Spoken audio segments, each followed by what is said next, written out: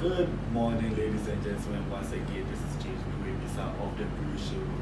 I see a very gorgeous woman over here. Charlie, I don't want to look at her. I'm trying to look into the camera so that I don't lose my words. But she's a musician, a very good musician as well. You should check out her music on Spotify, SoundCloud, and all the other streaming platforms you have available, and of course on YouTube. And her name is Aelsstreet. Did I pronounce it right? You almost. Aelsstreet. Yes, Aelsstreet. Yeah. I get it there. I'll spell it for you, but I also don't want to chop the name out, so I'll put the text inside the video. Don't worry. How are you doing? I'm fine, thank you. And you? I'm great. And happy belated birthday. Thank you. And likewise, you know. Geminis, right? Yeah, I mean we're the best. You know.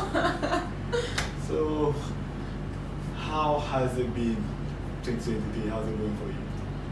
Amazing. Like it's really been a blessing. Like blessings on blessings. It's really going well for me. Yeah. Beautiful. And for those who are unaware of your brand for whatever reason, shame on them.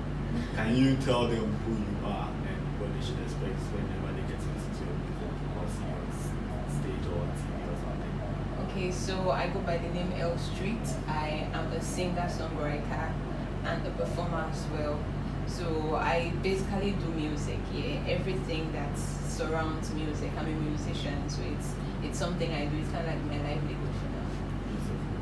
I mean, luckily for my fan base, they've gotten a small taste of how you perform thanks to me capturing you at the BSIFF last year. Yeah. And I think you did Green Light. Yes, I did Green Light. Yes, and the part that springs to mind is when you were coming down from the top. Yeah. Yeah, I think I even did, that was one of my unreleased songs. That was the first thing I performed from upstairs walking down. So yeah, it was really such an amazing experience. Thank you for capturing that though. Anytime, I mean, it was the least I could do. Greatness needs to be captured, so. So yeah, you've already told us how 2023 has been like, but how has your musical journey so far been for you? It's been interesting because I released my first single I think 2021, yes, and like from that moment on I realized that people do love what I do, and it's just been very encouraging. So I just released a new single this year called Ajeii, and the response has really been amazing. It's not even up to 2 weeks yet, and I'm really getting good feedbacks from good people, so I'm so excited about that. Thank God for that. And why Ajeii? Well, because of what the whole song is talking about. You know, Ajeii in Ghana is more of like an yes. So when you're trying to like, and it does have different meanings. You know, some people read into it in the bad term, but that is not what it is. Okay, so it's like, you know, when you are I'm in love, like there will be no more pain. So like Ajeii, the Ajeii comes from like, hey, so I'm in love. Like after all of this whole heartbreak and the whole bad thing that's been happening around, and now I'm in love again, there'll be no more pain. It's giving that bittersweet feeling. So that was why I was like, let's just stay with Ajeii, and then into bracket love again. Yeah. And you featured ToluDadi. ToluDadi, yeah, I did. Nice one. And what's it like working with him? See, the synergy was superb, and even with everything was just amazing. We actually recorded it right here in this studio. I met him, I was like, yo, we need to work, and then he was like, so what do you want us to talk about? And I was like, let's talk about love, you know. And then luckily I just have this shout out to Baba Wood, the producer of the song. Everything just happened amazingly. ToluDadi is an amazing person. Like talking to him even for the first time felt like I had known him years before. So the synergy was just superb. Yeah, we had a great time recording the song. It felt so real, like we were really talking from a place that felt true to both of us. So yeah, I would still love to work with him. You know, he's so amazing. Nice one. And then alongside Tolu, who else would you love to work with for future projects? Well, there are so many amazing acts that I would want to work with. I would love to work with Efia. I would love to work with Sarkodie. Kwesi Arthur, Dakwa. There's so many artists, you know. I'm just ready to work with a lot of good musicians out there. There's so many I can't even mention. Yeah, I would love to work with them. Two-Face, P-Square, Whiskey, Davido, Tiwa Savage, and the likes of many others. Now we focused a little bit on you as a singer, so now I'm shifting gears to you as a songwriter. What's the creative process like when you are, should I say, piecing together a jam? It depends. It depends. Sometimes it's based on my own personal experience. Other times it's from stories that I've heard, movies I've even watched, or maybe books that I've read. So it really depends on the environment, because music is really spiritual, you know, and it's also like based on emotions and feelings, and it's as well a way of life. So it's either coming from me or coming from the people around me, or even the environment surrounding me. So that's where I do get my songwriting inspiration from. And you wrote Ajeii, right?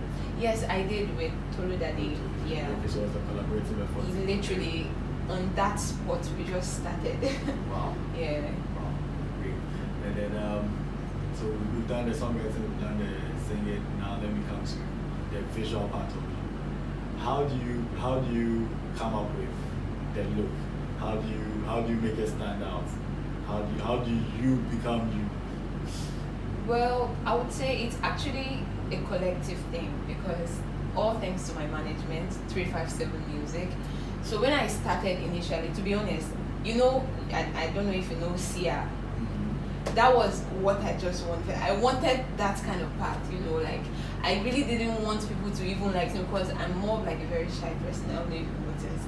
But then like they were like, nah, you don't just have to like always hide yourself, you know, there is just more to the music, so you should brand yourself.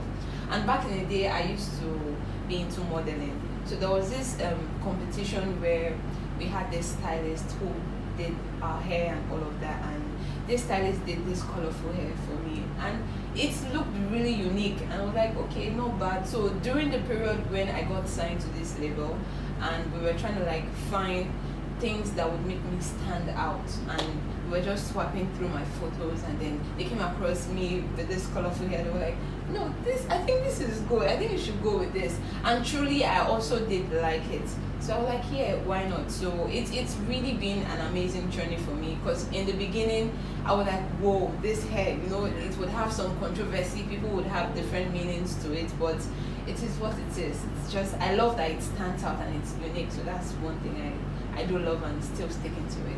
Nice one. Nice one. And how would you describe your music in terms of putting it into a genre or genres? I would just call it Afro-Fusion. You know, I see myself, obviously I'm an African, and as far as you have the roots of an African. Everything is Afro, so I do R&B, I do soul, I do reggae, even gospel. So I just see myself as an Afro-Fusion artist. They're just so, I just wouldn't want to put myself in a box, but I do love soul music. So in everything, I do add my soul into it. So Afro-Fusion is what I would call it.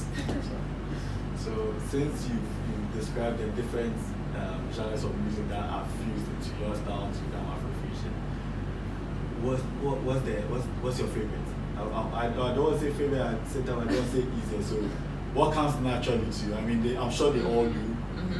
Okay, yeah. I would say the R&B, something I really do like to like put in everything. Yeah. So even if I'm doing reggae or I'm doing pop, there would have to be a touch of me doing some riff and runs in there. So yeah. But that's not my favorite, because I don't have a favorite. Yeah. I've learned something new to do with riffs and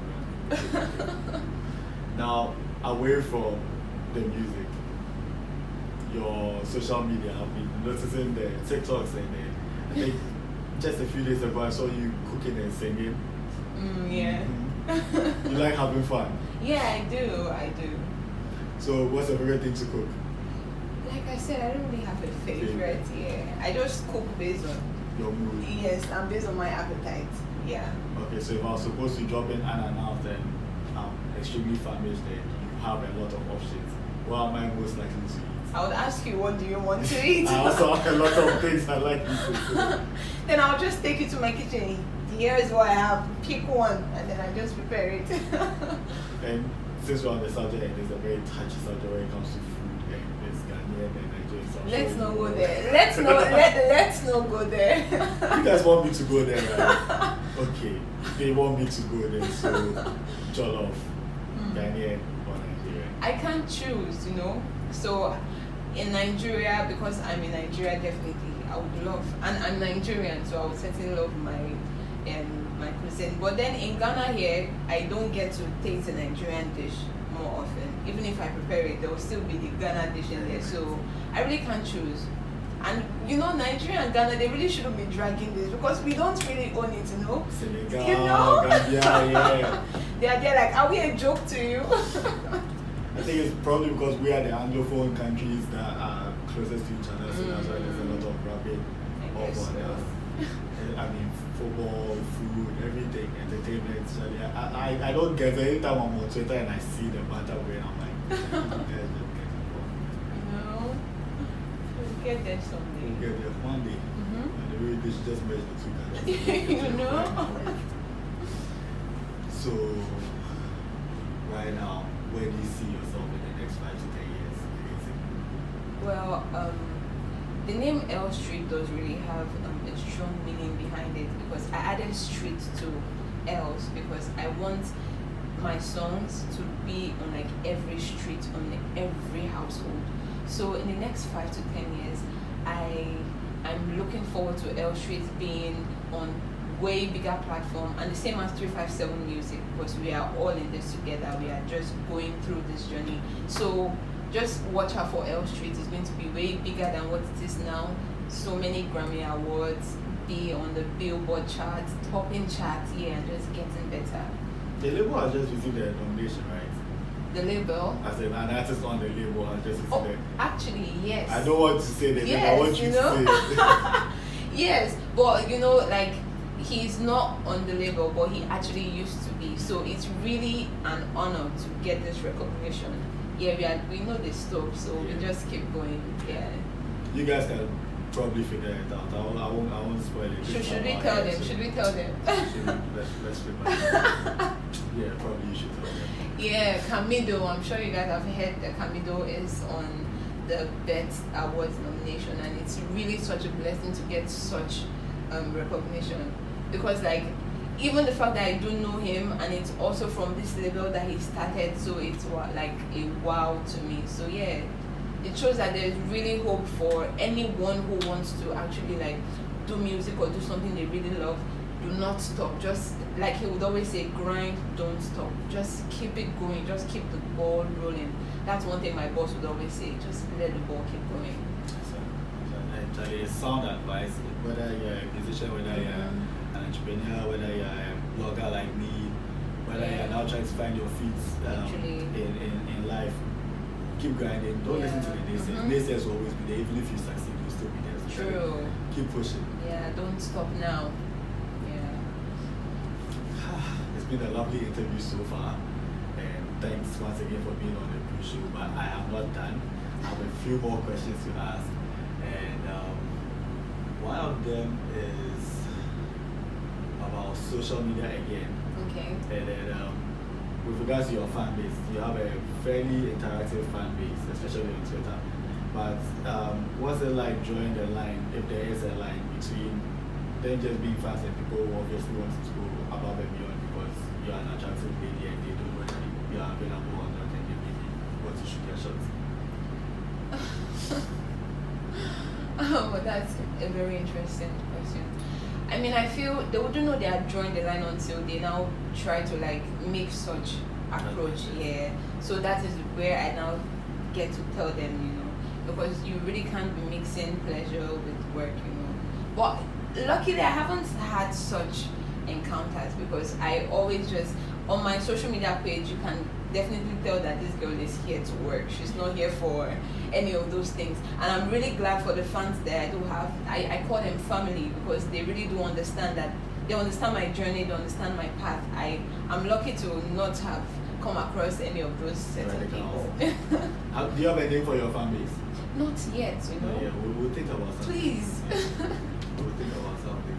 And you know how earlier you said you were a bit of a shy, reserved individual. I still am, you know. You still are. But when you're on stage, it obviously goes back. Is there like an alter ego, like how Beyonce has Sasha Fierce or Nicki Minaj has Roman? Well, I don't know if it's an alter ego, but I mean, I just need to. You've got to get the work done. When I'm on stage, I always love it. In fact, you know what's crazy? Back then, when I used to be a model, I couldn't stand on stage to complete a sentence. I would be very shaky and I would just leave the stage. But with music, it's just entirely different, and I think it's because it's something I've always loved since I was little. So, and now I see it as work. So, if I'm on stage, I'm like, yeah, let's do this. And seeing people like they're looking, smiling, happy that I'm there, so I'm just there to give it to them. So I wouldn't really call it an alter ego. I would just see it as, because before I actually climb on that stage, I literally pray to God, like, God, please, I need this confidence. And while I'm there, it really does happen, because then everything just switches.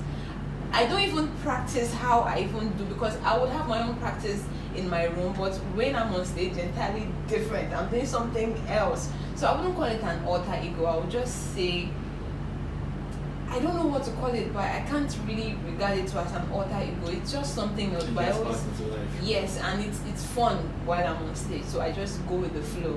Yeah. Because I hadn't really noticed how you go from you to the other you. So I think I saw you as Aliba. The Jameson, yeah. And then I was chatting with you, and then all of a sudden I saw you and I was like, I was like, how did that happen? Because it just, and the thing is, I didn't even know you were performing that day. I mean, I knew me seeing musicians over there, chances are it will be them all going to perform, because I was like, open mic night. But so you have to assume maybe somebody's just there to scout people and maybe see who they can work with later on. But yeah, it was great. Yeah, it was really such an honor. And I would also be performing there this month, so I would really love you to be there. And your people, you guys should actually come around. Come and support us, buy us drinks. You know? So in wrapping up, how can people contact you on all the musical streaming platforms and social media? Yeah, so it's Aelsstreet on all platforms. Aelsstreet. Aelsstreet. Aelsstreet. And my songs are available on all music platforms. You can find me on social media with the very same name, Aelsstreet. Yeah. Of course, you are not that. You have to sing for us. In signing out, you have to sing for us. Okay, which song would you like me to sing? Since it's the new flavor of the month, Ajeii. Okay. I pray for this love to stay. You've been on my mind all day. This is new, it feels so good. This kind of love feels so new. Ajeii, I'm in love again. Yeah, Ajeii, yeah, there'll be no more pain. Yeah, Ajeii, and I'm in love again. Ajeii, there'll be no more pain. I should let you sing happy birthday for me every year. Yeah, I don't think I would miss next year's one. We're that close. So. You know? Okay, guys, it's been a beautiful edition of the Brew Show with Aelsstreet. Did I get it right? Yes, you did. And you can catch us on Facebook, Twitter, LinkedIn, Instagram, and YouTube at the Brew Show or the Brew Show 3690. If you are still wondering what the 3690 stands for, you are not paying attention. And you can find James Brevisa on Facebook, Twitter, Instagram, and on LinkedIn as James Brevisa or JBrew360.